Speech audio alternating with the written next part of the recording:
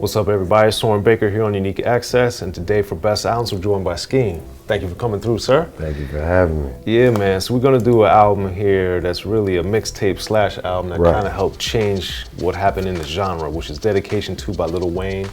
Dropped in 2006, and I know for Skeme, this has a very important significance for you. What is it?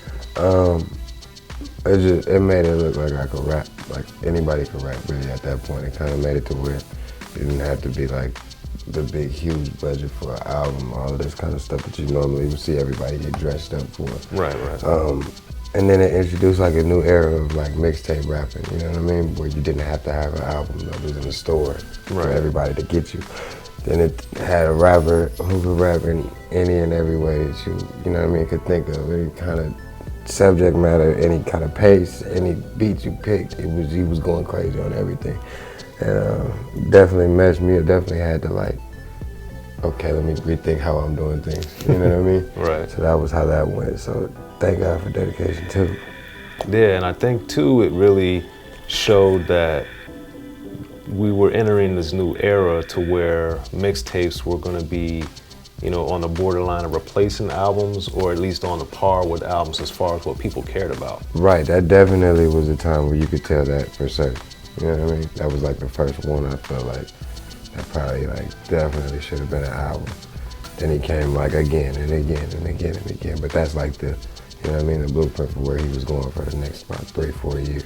The thing that was so amazing to me about Dedication 2 also is that Lil Wayne had been out for such a long time and had been a platinum artist and had huge success. The Rebirth. Yeah, so it's a rebirth, but it also like put him into this whole other stratosphere. You could take him serious, like, well, the rest of the world could. I already loved him. He was the guy to me because we was, you know what I mean? I was a kid. He was a kid rapper. Right. So that was like cool. That works out for me. But now he's like, he's definitely claiming it. I'm the best, like, period. And that was like dope. I remember Carter 2 coming out and everybody going crazy, like in high school. And I was in like, I think I was in 11th grade or going to 11th grade, and that was like the best album to us at the time.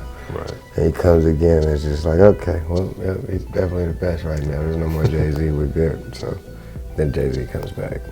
Yeah. That's always a problem too. And then he had like the greatest rapper alive on there. Yeah. So for you as an artist yourself, what was he doing artistically to where you think he got to himself to that position of being the greatest rapper alive? I don't know, and it's crazy because I deal with, you know, shout out to Drama and Cannon. We deal with people that, you know what I mean, had something to do with that project, and it was still like, you can't quite call it. It was just like, as Cannon probably would say, just he was in a bag, you know what I mean? He was in a different little element at that time where you couldn't really touch him. It's just, it's crazy. So it's like always looking back like, yo, I gotta get a tape off like that. Like I got to, definitely. Right. Okay, and what's your favorite songs on there? I don't even know. That's the cold part. It's a mixtape, so I never had like a physical copy of this mixtape. You just downloaded the mixtape over and over and over again. So I never knew the names of the damn songs. It was the one that they had over the Little Brother song was definitely, I think it was What Should I Call Her, or Should I Call Her Miss, or something like that. I forget what the name of that song is. Cannon is definitely, he was next level on that. Sports Center, Concrete Jungle, he got a lot of stuff. Yeah, Sports Center, and then Lil Wayne has become a fixture on ESPN. Yeah, ironically. Shout out to the homie, man. The day he had announced he was retiring, Around the Horn came on, and it was like you kept seeing him on different like ESPN shows over and over and over. It was like, yeah, that's dope, because you definitely hear a million sports references out of the homie. So yeah, that's dope. And even toward the end of the album, he had to get in some head on there. Yeah, right. Which was funny. Right, the best thing ever, man.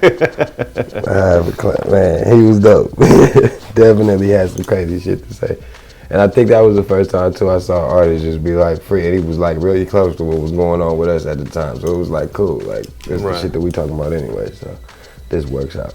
And also it was like, unlike some projects had gotten shorter, and this one was like super long. He was just going for it. Yeah, it wasn't none of that. None of the short, nothing. It was about a good 16, 18 songs. And for you, is it better to have something longer that's high quality or shorter that's high quality? It depends, because like sometimes, you know, it took years for us to hear that whole thing. Like at a point, you kind of didn't even hear certain songs. You would always keep going back to number one. Like I don't want to hear that again, like over and over and over again. But now that we, like, I don't know, I think it's a different era, like listeners too. It's a little bit more crowded now, so. Right. The time when it was like, it was the biggest thing happening. There wasn't nothing really to like argue with that. You know what I mean? It was, who else could we argue about at the time? Nobody really. Right. And then also, since it's part of the Gangsta Grills series on top of all that, it also, I think Gangsta Grills, like Lil Wayne, had been around, it had been established, but this kind of changed Gangsta Grills too. It took it to another level because it was different. Like even when Jeezy had them, it wasn't the same. It's like, you know what I mean, a Lil Wayne, Gangsta Grills, and close running them, their mixtapes at the time. Definitely the Pharrell In My Mind prequel was out at the same exact time, and that shit was dope as hell. I give it to Pharrell. He definitely came with it for Gangsta Grills. That was like unexpected for sure. Yeah. And it was dope as hell, but I think D2 tops damn near everything. Yeah, and now looking back, what do you think is like the legacy of Dedication 2, Lil Wayne? Oh man, that's the one. That's the reason why we're waiting on the Dedication 6, you know what I mean? It's always like we wanted to be like that, which it'll never be like that, you know what I mean? Honestly, because we, you know what I mean, we built up so much expectation behind it because of that, you know what I mean, too. It was amazing. Well, there it is, y'all. That's why Dedication to Lil Wayne is the best album / best mixtape. Yeah. Skeme, thank you for coming through, sir. Indeed, thank you for Unique having access. me.